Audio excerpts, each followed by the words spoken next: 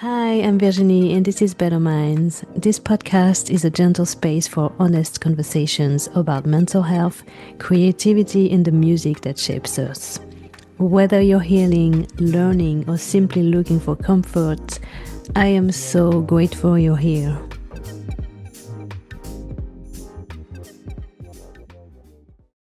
Hello, everyone, and welcome back to the podcast. Today, I am joined by the incredibly talented Serena Sun, an artist originally from Vancouver, now based in London, who has been carving her own path across continents. In this conversation, we dive into what it really means to move to another country to follow your dreams, the emotional shifts, the creative challenges, and the courage it takes to start over in a new place. Serena shares how relocating to London transformed her not only as an artist, but as a person. We also talk about touring Europe, building confidence on stage, evolving creatively over the years, and what the music industry has taught her about herself. And toward the end, we reflect on mental health, advice for women in the music industry, and what she would tell her younger self before making such a bold move. It's an honest, inspiring conversation about growth, risk, and trusting your voice. Let's get into it. Hello. Hello, good morning. Good morning. How are you? I am good. How are you? I'm good. It's so nice to meet you. Nice to meet you. You're so pretty. I love your hair. He's a little pink right now. I miss this hair so much. You also have pink hair at one point. Yep. Oh, yeah. I'm gonna miss it. I'm going back to black this summer, I think. So Back to black, but it's so much work. You have long hair. I don't know how you do it. you know what? I had blonde hair before and it was pretty brittle. But this time, I don't know why, but my hairdresser did a good job of like doing it without damaging too much. Yeah. It's staying. I mean, there's definitely parts that are very short, but for the most part, it's okay. Yeah, I stopped doing it because it was burning here. Okay, yeah. It It's was starting yeah, to, yeah. So so that's why I need to stop. I had to stop, but it's very sad. I'm gonna wear wigs. I know. Kevin was like, "You want to just wear wigs? Like that'll work." And I was like, "Yeah, it would work." So you're originally from Vancouver, and now you're based in London. What pushed you to make that move for your music career? Hmm. You know what? It was both music and life. I think Mm-hmm. I was hitting a stride in Vancouver where I think I didn't always want to end up there when like settled down and everything, but in my like, I guess early 20s, I moved back and I was like, okay, I want to stay here. I want to settle down here eventually. So I had that in my head. And then I realized there was so much more I wanted to experience before I settled down somewhere. And so one year when my partner was between jobs and we were looking at options and where to go for music and life, like the options were getting a visa in the US or looking at other visa options. And as Canadians, there's like a Commonwealth visa that's quite easy to get. And it's funny, it was kind of on a whim. I was just like, you know what? I need to leave. I need to leave and go do something crazy before we settle down. Let's move to London. And my partner, Kevin, bless him, he's so funny. He only had been there at when he was like 5 years old. He was like, what? Like, no. And then 10 minutes later, he was like, actually, you know what? Yeah. And so it was both for like life experience because, like London, it's proximity to Europe. There's so much to do. It's a totally different culture. And it just felt like being outside of my comfort zone a bit more than because I went to university in the US. So if I moved down to LA, it would feel like I'd move back versus London felt like a new adventure. And maybe it's a little stupid because I didn't know anybody in music, career-wise, but I feel very, very happy with my decision after 3 years. So I'm happy for you. thank you, and we're closer now. Yeah, we still haven't met. We're gonna have to meet very soon. I'm sorry I missed you last time. No, nothing to be sorry about. I will make it next time, I promise. I would Y- love to come back. So how did moving to a new country change you? Oh my God, there's so many ways. I actually I just got back from a trip with some of my Canadian friends, and we were talking about like the cultural differences that I didn't expect to experience, but I'm so grateful I have. It's it's almost like a social conditioning. I feel like when I first moved here, I didn't these people usually say British people are quite um like non-confrontational, but I feel like people who say that haven't met a lot of Canadians because I feel like Canadians are even more non-confrontational. So when I moved here, I feel like I was exposed to more like almost it's not more on maybe more honest like responses and conversations rather than like skirting around what you really feel is just more blunt about like, actually, I believe this, and not in a rude way, but just in like a more open communication style. Because I feel like where I'm from in Vancouver, I feel like it's nice. Everyone's quite polite. And sometimes we like not hide what we're thinking, but maybe say things in a way that's prioritized as more polite rather than the actual thought itself. So I feel like here, I've just learned to be a bit more expressive towards how I really feel.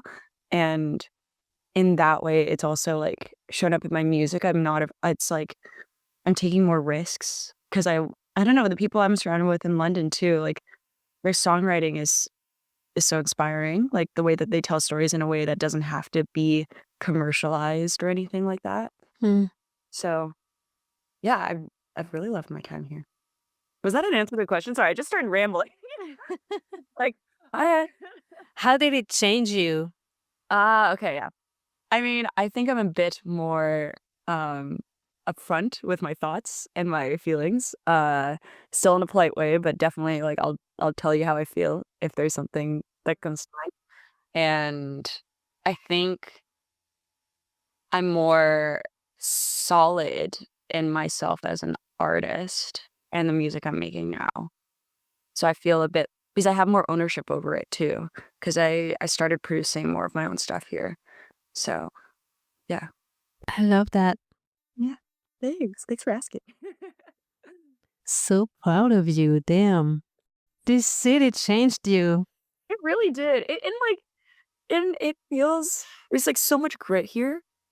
You know, like it's a bit darker in a Oh, really? rise. Yeah, like it's really busy and you can really just I guess fade into the crowd in a way that's quite nice sometimes. Like you don't really wanna you just wanna hide a bit.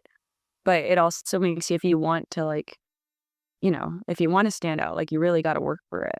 So Yeah. yeah. Yeah. And you have friends now in London? I do have friends now. I'm happy for it that we made friends. Um, yeah, no, we made some really good like, this is the first time I've been so wrapped in a music community.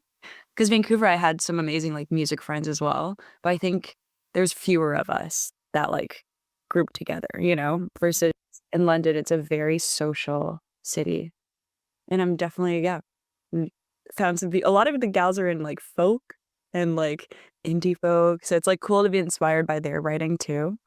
Um, really, like, storytelling focused and stuff. Amazing. So you toured Europe last year. It was so good. I keep thinking about it too. I was like, "Wow, like, I would love to go back. I'd love to do it again." Even this morning, I was like, "Oh, I would love to go again." But yeah, I was supporting an artist named Leaf, and she was Yeah. lovely. She's also Canadian, so I felt very grateful Yep. that she, like, brought me around Europe. And I did interview her and I forgot about that. Yeah, she had a different name back then. It was a long time ago. Wow, it must have been, yeah. I didn't know her back then, so Yeah, it was a longer name and I forgot about her until you opened for her. and you're like, "Oh, yeah, friend, old." I was like, then I remembered her face. I was like, I know her. Yeah. Got a very pretty face. Yeah. Yeah. What was that experience like for you? Mm. I mean, so many emotions because it was my first support tour. So I didn't know what to expect, I think. I was kinda like, I mean, everybody says it's a good time. I hope it's a good time. I was a bit nervous for the first bit because I lost my voice the week before. Oh yeah, remember that. Oh my Oh God. my gosh. And that added so much extra stress because I was like, what if I can't sing? That is Yeah. That's part of the point. I'm trying to there to sing for people. And thankfully I'm pretty strict, like vocal rest. So I yeah, was not speaking. I actually hilariously I had a networking festival that I got basically somebody what's it called? They nominated me for it. So it was fully paid for, like my stay there and like going to the festival. So like it was a networking one, so I was supposed to be speaking, and I was like, I cannot speak. I have tour next week, and if I prioritize this networking festival over the tour, I will hate myself. So I had this hilarious little notebook that was like, "Hi, my name is Serena Sun. I'm on vocal. I'm going on tour next week, and I genuinely cannot speak, but it's so nice to meet you." And then I went through those hilarious pages about who I was, and like, I mean, it was a funny like icebreaker. Like this crazy, really crazy girl. But yeah, no, the tour. How did I feel towards? I remember was the experience like how was the experience? Yeah. It was really good overall, very positive, and I definitely want to. I would love to go on another one. It was just cool getting to pop in to different cities that I would have like never gotten to visit, and getting to talk to different people afterwards was like such a highlight.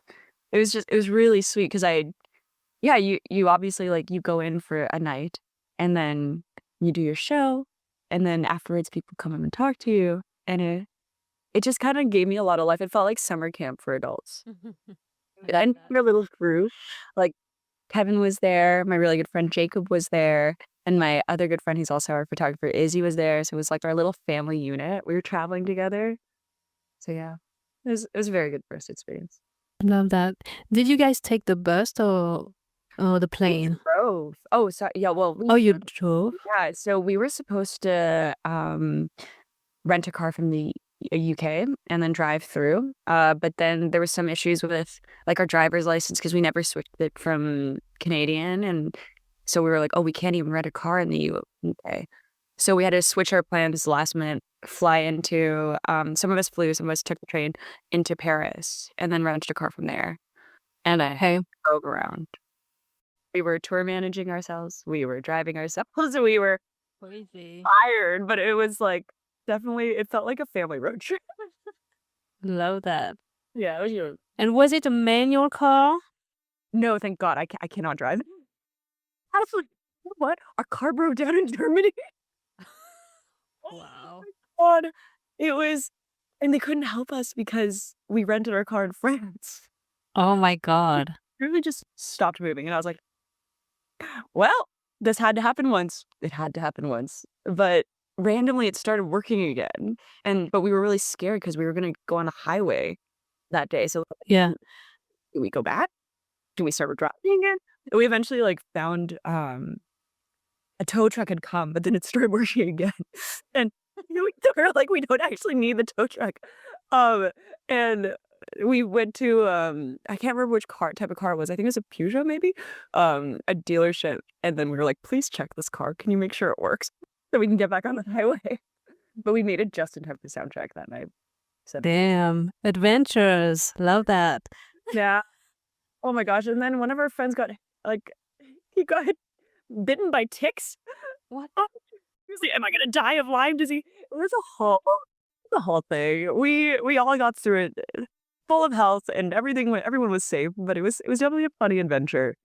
We were yeah, it was a funny. You made it. We made it. You survived. We survived. We had a good time, and yeah, You know what? act so. Yeah, that's how you learn life. And was there a specific city or show on that tour that really stayed with you? Ooh, I mean, okay, every night was very special in its own way. Like it was, yeah, every crowd had its own energy too. I think across the board though, like my favorite was Winster. It was such a vibrant night. Like, I can't, like, I don't know what was going on with the people in Munster, but they showed up, and the venue was quite cool too, because it was called Players Palace. And during the day or something like that, and usually, first of all, they usually host metal shows. They have a skate park inside of it. So Wow. it was just like a very cool venue. There's 2 floors, and then the crowd was just so engaged, and we were, like, really just giving her all that night. It just yeah, and Kevin got a skateboard out of it. The gal who was running it was so sweet, like, gave him a skateboard. It was just a good night. Oh, love that. Was it in Germany? Munster is in Germany, right? Yeah. Germans are cool. They are cool, and they're so stoic too in the crowd, and then when they meet you, they're like, "You were amazing," and I was like, "Oh my gosh, I didn't know you liked it. Okay, good. Thank you." Yeah, Germans are super friendly. Very. Yeah. People would think bad things about them, but when you talk to them, they're actually super friendly. Or yeah, very warm. Yeah. Like, one-to-one, like, it was very yeah. That was the cool thing, I think, about doing a lot of dates in Germany. I've found that they're quite open-minded. They wanna discover new artists, Yeah. there for a good time, and they also yeah, like you said, are very friendly when you talk to them. They are. And they all know English. Yeah, very impressive. I don't know German. I tried to learn, but it's a bit hard. Yeah, heard it's a hard language to learn. So, how did touring Europe shape your confidence or your vision for your career? That's a great question because I think when I started music, I was definitely more on the I'm writing music from the heart. I'm still doing that, but, like, that was the purpose, like, I'm feeling pain, and I wanna create a world around it and, like, make it into something. So I've always, like, prioritized, like, with also production and songwriting and stuff, it's more like the music creation and recording sense rather than live. And so when I moved to London, first of all, the indie artists here are incredible, like vocalists, performers, like, Mm. I don't know what it was. I was just so, like, shocked and also impressed that I was like, "Okay, I need to be just as good. I wanna, like, really, like, improve my live abilities." And tour changed me a lot because it's like every night you repeated. It was like practice and, like, not that we didn't we definitely practiced before, but, like, it was practice in a larger scale and, like, doing the reps, and it was I feel like it definitely I learned more about how to communicate with a crowd and, like, hype them up, and really, like, I've firsthand learned to, like, the energy you bring on stage and the confidence you bring on stage is gonna bring people ease rather than being worried about, like, if you're off by a little bit in the pitch or, like, if anything wrong happens. It's more like, how can I create a concert, a show, an experience for people where they feel free to be however they feel, like, life is busy, life is hard, so, like, how can I bring the energy so that people can forget that for a second and, like, be there and just feel something, and that was really cool. So I think I'm gonna bring that to all my performances now. Wow. Yeah, it was really I felt like I learned a lot. And how do you communicate with the crowd? Can I swear on here? Yeah. Bitches, no, I'm just kidding. I was like, I wish I could have that. Definitely not with, no, I was jokingly, I was like, "Oh, I wish I could one day, like, have this really jokey personality with my crowd, like, with my, hopefully, audience and, like, friends and family." It feels like a big friend group be like, "Hey, bitches, let's have a good night." No, I definitely didn't I understand. would do it. Yeah. I would totally do it. That's my favorite word. Yeah. Like, with my friends, I'm like, "You bitch." It's, like, kind of, like, more of, like, a loving term, you know? But I don't know if everybody would take it that way, especially if they don't know me. Yeah. But yeah, I guess it's I feel like sometimes I ramble on stage. I make jokes. I'm a little goofy. Uh, what's the dynamic? I try to make people feel comfortable with being silly, Like one of my favorite shows I saw as an audience member was in recent memory was Dora Jar. I don't know if you've ever been to one of her shows, but she's so unapologetically herself, like, just wild stage presence and, like, just doing, like, just the most, like, I guess, like, like, not, it wouldn't be goofy even. It's just like an embodiment of like the art herself is how she moves on stage, and her being unapologetic about sharing the art in a way that maybe isn't like super normal makes you feel like you can just be wild as a crowd, you Mm. know? So I think, yeah, I would love to just, however I'm feeling that night, like with the songs, like really hopefully just be present with it and just embody that so that people can feel it. That's, I guess, how I want to communicate with the crowd. Yeah. Yeah. I don't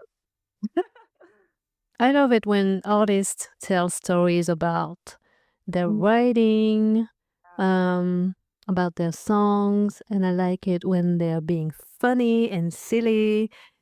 Just keep it real Yeah, yeah. and I mean, and say the word. Come on, just say the word. I'll start saying the word. I'll start. God, it's store. Like, start saying the word. I'll start saying the word. If you're watching this or listening to this podcast and you come to one of my shows, be mentally prepared to be called a bitch. Imagine you just open for an artist and you're just like, "What's up, bitches?" On it, many nights I considered doing that. We start now. Please do it next time you come here. I would love that. You think the French would take that well? Yeah, Okay, I like that. or just say it in French. I always teach the word to my English and American friends, and you say salope. Salope. Yeah, Is that the same as? it's more like sluts. I was gonna. That I would just I was. salope. I call all my friends salope. If I call you a salope, I like you. Same as Yeah, close to salad the way I said it, but salope. yeah, it's fun to say. Yeah. I understand. So, how has your creative process evolved over the past few years? Ooh, okay. So, context, when I moved to London, since I didn't know anybody, I didn't know any producers either, or didn't get introduced to any really when I first moved. So, I've always been either producing or co-producing my stuff in the past. So this was like my opportunity to like really shift to like main producer. So I was kind of like, I took it, I don't know, I kind of took it as an experiment. I was like, can I do this? Like at the level that I want to? And I mean, I guess it's a testament to just throwing yourself in the deep end. Because at first I definitely couldn't. I was like, I feel like this isn't good enough. I like don't know what I'm doing. I don't know how to finish this song. Like, when is it done? And after, I guess, years of just like either producing for myself or like starting to produce for other people, I started like really understanding like, okay, these are the elements that I think should be in a song and like how I know when it's come together and ready for mix. But I think the creative process changed because I have a lot more control over the whole soundscape, the world now. And I feel like my songs definitely, I'm almost like the next project, maybe I should make something a bit more chill and like easy listening, like in the background, like at a party with some friends, like a little dinner or something. Because I think the songs I'm making now are quite viscerally emotional, especially in the choruses. And I think that's because when I wrote the songs and produced the songs, like I really wanted them to feel the lyrics, the weight of them as they hit. So I guess, yeah, the creative process changed because I have more control over the production. So the world feels really in my emotional world, which is quite intense sometimes. So yeah. Yo, queen, Ah, a thank you. producer, baby. Girl, I had so much help. I learned so much, especially the producers I worked with in Canada. They really encouraged me. They were like, you can do this. They really like, and they were like, if you have any questions, let me know. And every session I was like, "What are you doing? What's this? What's that? What's that? Why'd you add that?" And then they would tell me. And it was just, yeah, having producers that were willing to teach and like, yeah, we're good friends. That was a big part of the learning process. So I have to thank them. Yeah. Are you proud of yourself? Sometimes I struggle with that. I struggle with like looking back, but when I do sit in it, I am. I listen to songs, I'm like, whoa, I made that, I think. You're doing it. Thank you, yeah. Are you proud of yourself? You're doing a whole podcast now. Yes, I am proud of myself. Good. It is hard to be proud sometimes, but you have to stop and think about all the things you have done. And then you're like, okay, Yeah. let's be proud. Let's sit in it for a second. Yeah. Because otherwise it's just chasing the next one. Mm. Yep. And you changed a lot musically. I've known you since 2022, bitch. Salope? This podcast is going to be something. But yeah, Wow, yeah. 2022. How did Crazy. we even meet? Was it through Emia? And what was it? No, I think you had a PR back in the day. Or was it Jess? Like in camp? Maybe it was probably Jess. Maybe, yeah. Yeah. That's cool. That's cute. Yeah. That's Yeah. crazy. Oh, it must have been for Shadows on the Ceiling then, my first EP. Which Yeah. is pretty different. Yeah. Pretty dark. Yeah. I loved it. I loved it. I love that too. Yeah. I love that music can be such a snapshot of each life stage you're in. What you're listening to, what you're making. Like, it always brings you back to wherever you were when you listen to it again. Yeah. Can you tell us about your latest singles? So the one that would have been out by the time this project is called Bullet Train.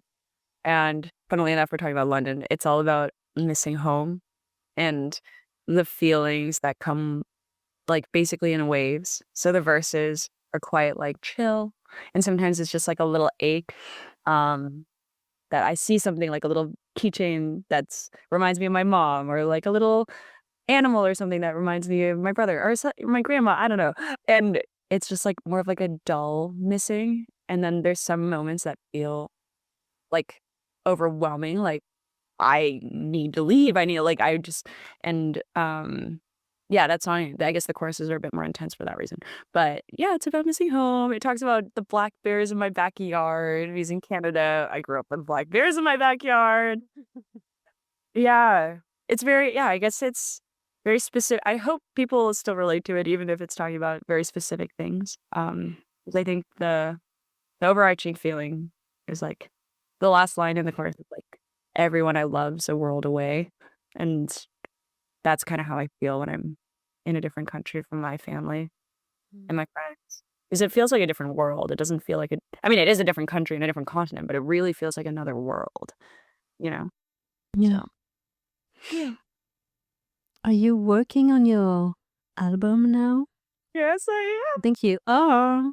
This is a secret. But yeah, I'm working on my first album, and I'd say I'm really proud of it because I feel like it showcases a different kind of storytelling that I've always wanted to write. Like it's both I have like a plan, I have a vision. I have the sonic world, but also the visual world that comes with it. Um and yeah, the song that's probably going to be coming out close to when this episode is out is called Track Star. And it's one of the opening songs where it's like the story starts where I'm running away from my issues like I tend to do. I tend to start with running away. I've like written about that ever since I started music, like running away, and it's called Track Star.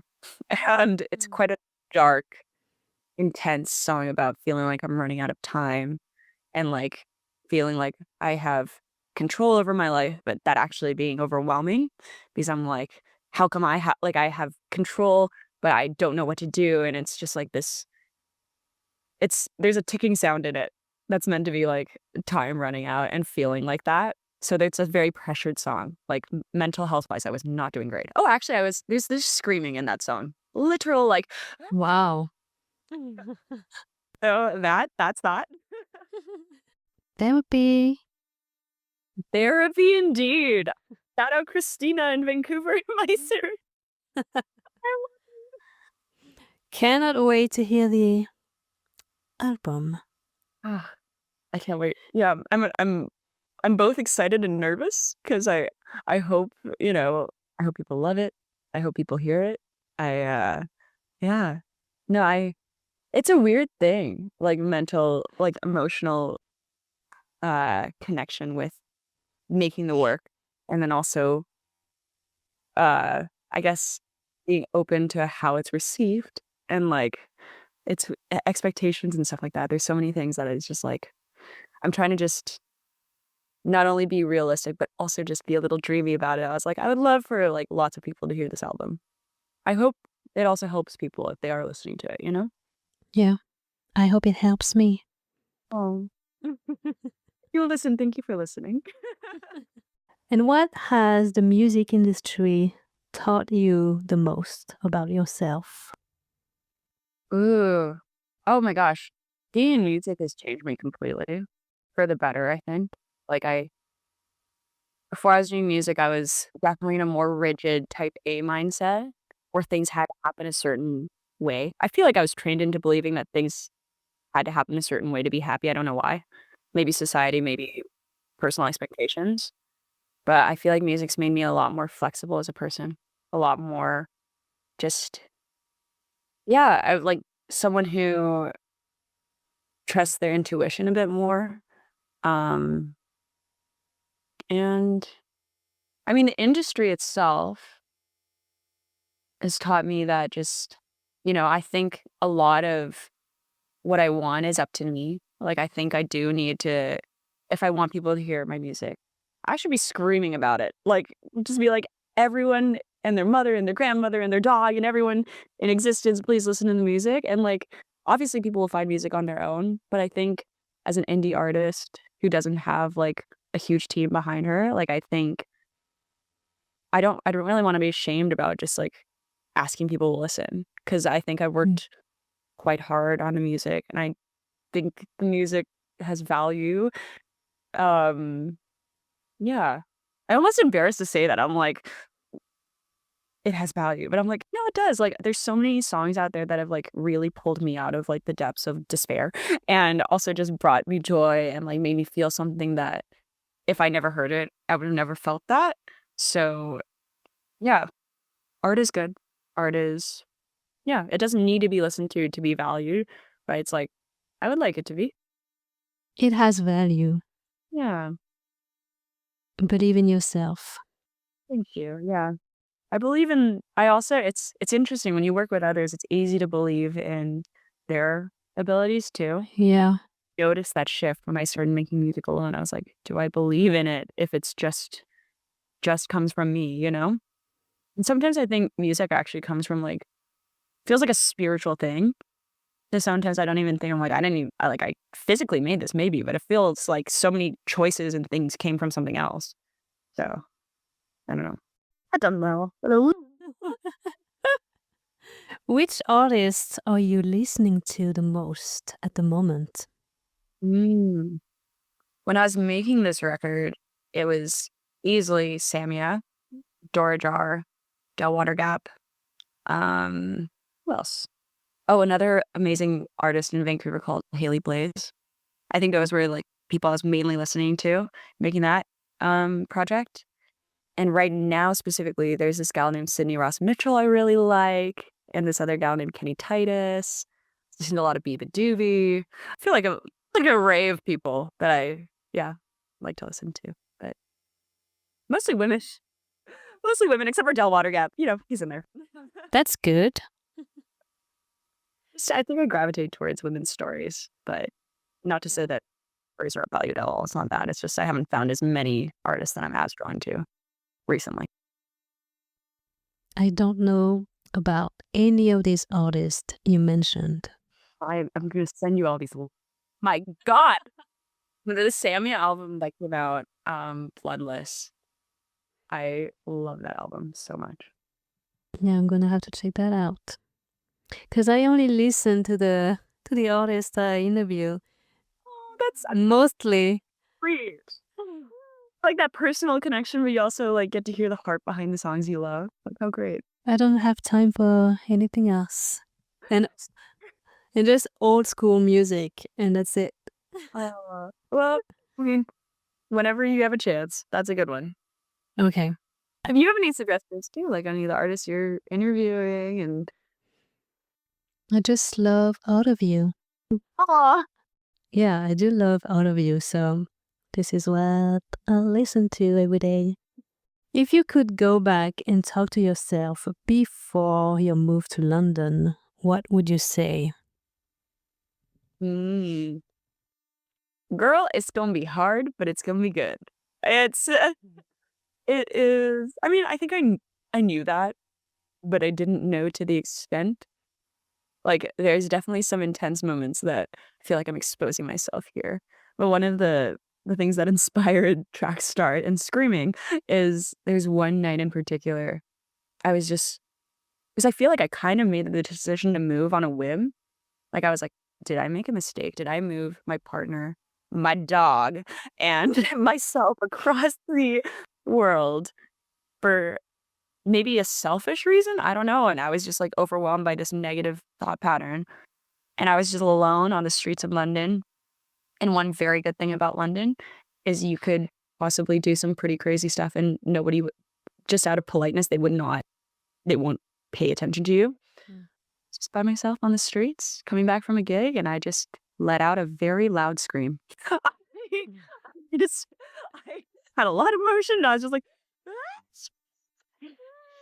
and there were people around, but not very many, and they were probably just like, "Don't look at her, don't look at her, no, look at her, be great." I was crazy that night, certifiably, lately insane, and yeah, I that was one of the harder I mean, I think it was pretty early on in my move, and I was just like, did I make this mistake?"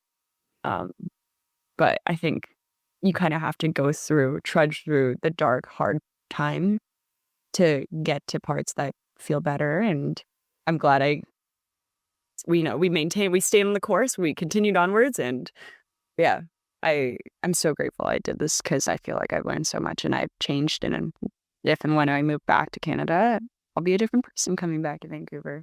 Mm. You made it through. Good, we did. We screamed a little bit, but we made it through. I love that. Can't believe you did this. You let it all out. I really did. I was like, I think I'm gonna explode if I don't let this out right now. Didn't harm anyone, just really looked like a crazy person. And it's funny because it's like it ended up in the song like a totally different way. Like when I was producing the song, like when I wrote it, I was thinking about that moment, what I was feeling. And when I was producing it, something else came up where it was a pretty like severe health scare for someone I really loved. Mm.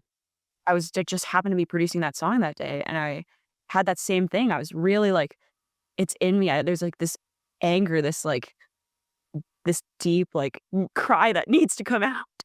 And so I was producing that song. I was like, you know what? I'm just gonna scream and see what happens. And so I screamed right into the microphone. We auto-tuned it so that it's in the right key. Auto-tuned scream in Trackstar. Yeah. But then I mean the person that I love is actually fine, is good. But like at that moment we really thought things were going downhill. So it was a great scream. Damn. And what were you feeling when you were screaming that night? Anger, sadness, Yeah. frustration? It's definitely anger and frustration. Yeah. I think I was angry at myself. I was like, why do I create these problems for myself? Why did I? Oh, we were happy in Canada. Life isn't always just like rainbows and butterflies. Sometimes you need to Yep. cry. Yep. But you did it. We did. Here. Are you happy now? Yeah. I mean, actually, for the most part, surprisingly, not surprising. I want to say it like it's not a given. But I think there's just so much darkness and sadness in the world, especially right now, that like every moment that I'm just happy and healthy and the people around me are healthy, like I have to just really take that as like this is a moment of peace, and I'm really grateful to be. Maybe it's just me aging too. I don't know what it is, but I'm just like I feel very grateful to have a roof over my head, to have food, to have like everybody be okay that I love right now. Yeah. So I think I am happy. It's good. I mean, there are moments where I'm like, oh, I wish I like this. I wish this would happen or this, but like those are. It feels insignificant compared to people being okay. So yeah, perspective. Oh, I also just went on like the most glorious ski trip. I've never skied in Europe, and so I'm You were in France, right? I was in France. It's because my friends in Canada actually booked the trip and they're like, hey, do you guys want to come here in London? And so we kind of hopped on their trip and made some new friends and like lived in this little cabin, all of us together. And it was just really cute. It was a good week. And the average Amazing. in Europe is completely different than, Canada. It's like a different culture.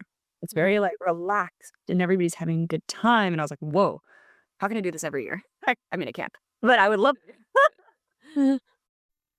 How do you take care of your mental health every day? Oh, I mean, You scream. We know that. love it. Yeah, when I get depressed and I haven't taken care of my mental health, I scream. Uh, I try to be more physically active. Mm. That's something that's really um that's helped because I think there's a lot of it's the energy that builds up in my body, I think, where the screams let out. It's if I haven't if I've mostly been stationary, like either like producing or writing or doing like admin stuff, like and I haven't moved, it just builds up. And I think I've known now to let it out before it gets too much. Kevin also he jokingly takes his Serena out for a walk when it's not when I'm not doing so hot emotionally. He's like, you need to be outside. And the second I step outside of my little world that is my flat, I feel better. Yeah. So knowing to take walks, knowing to move the body. What else? I mean, I think there are periods where I like talking to my therapist, where it's like, these are some things that are stewing that I, have to let out. And then making music like that, I feel very grateful that that's a way that I can process the emotions. And sometimes, like, I love writing when I don't know what I'm going to write about, and it just kind of spills out. And I think that's also a nice way to be self-therapeutic. Yeah. Sometimes it just gets hard when you spend so much time inside working Yeah. and then you get super anxious and then I know I have to get out. But yeah, the other day I took a long walk because I was feeling so anxious for no reason and then I felt so good. Oh, good. Oh, that's great. Yeah. Yeah. I feel like, yeah, the walk is underrated, but we got to do it. We have to. Where'd you go for a walk? Was it like in somewhere in nature? Was it a city? No, I just went to the store. It was a 20-minute walk and then 20 minutes on the way back. But that was enough Yeah. for my brain to just breathe. Reset. It's almost like a reset. Yeah. Yeah. 10 minutes is not enough. I realized that it's not enough. Okay. You have to walk more. I think it's hard in a big city sometimes to want to go outside. Yeah. I very much miss the nature that Vancouver's just very much known for, and it was such a blessing to have that at your doorstep. I miss the ocean. Ugh. I haven't seen the ocean since forever. Oh no! Yeah, I know. Sometimes there's one day I went to a pool and I felt after swimming for exercise, I was like, I just sat beside the pool for a very long time. And I was like, what the heck is wrong with me? And I realized that I like the sound of moving water. It's so relaxing. So relaxing. Yeah. Yeah, I need to see the water again. It's been a while. Yeah. Yeah, the last time I saw water was in 2022 in San Francisco, the Bay. Can you drive to water? You can drive to water. I could, but it's far. How far? Maybe the closest it's like 3 or 4 hours. It's pretty far, but it's doable. Could you take a train faster? I don't know. I will have to check, but yeah, I will have to do this. this year? Water. Yes. 2026 is the year of water for you. Water and London. Yes, please. Maybe I can go to a city in the UK. Brighton. Brighton's close to London. It's pretty convenient to get to. Oh, yeah. Is it pretty though? I think in the summer it's quite pretty. Yeah. It's cute. There's lots of little like shops and like it's I mean the water the beach is like the stone beach. It's not like sand, but it's still beautiful. I think I'll take any water I can get. I think so. So that's what I realized. Yeah, so true. Last question. What advice would you give to women in the music industry? Oh, okay. If they're quite young, especially, it's just, maybe have a safe adult or someone you trust in the industry who has, or not even in this industry, and just in general, like to go through decisions with you. And not to, I don't know, when I was younger, I felt like I was so unabashed and like being like, I know what's right. Like and that can be really dangerous in an industry where you're partially the product and like you, I don't know, okay, let's see. What's some like actual solid advice? Just to maybe not believe what everybody promises. These people can promise things out of like the goodness of their heart. Maybe they really do want to give you all these things, but they don't necessarily have that control. And if you give away too much of the control of your work early, then and they aren't able to follow through with what they've sold you on, then you might get stuck. And that's not having your freedom in this industry I feel like would really crush me and like can be really like crushing for a career early on. So, and also I think the positive advice would be like to try new things and like if there's some skill you want to learn, not to be afraid to like go for it. Because one of the biggest joys has been learning to produce and getting better. And like obviously I was horrible when I started, and I'm not even nearly close to like being like the best, but I was like, but getting to learn to do this skill and have that control over my art has been instrumental. For the rest of my life I can do this and get better. And I think there's not enough women in production roles in the industry right now, and not having those models, maybe it's like, oh, like I don't see many other people doing it, but there are definitely ones that do. Like I know Chelsea Cutler is pretty big and she produces a lot of her stuff. And who else? Right now I'm blanking on people, but there are other people. And yeah, I don't know. We need more women in production roles because women create different worlds too. Yeah. I don't know.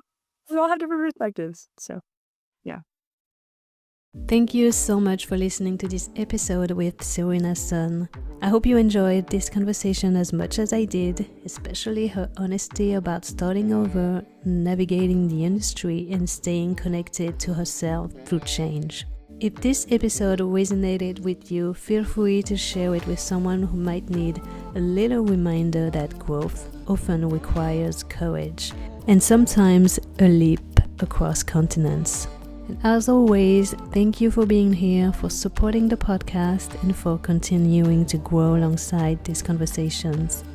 If you're an artist looking for support or guidance, I offer services to help you grow your music journey. You can learn more on my website, bettermusicofficial.com, and connect with me on social media at bettermusicofficial. See you in 2 weeks, and as always, take care of your mind.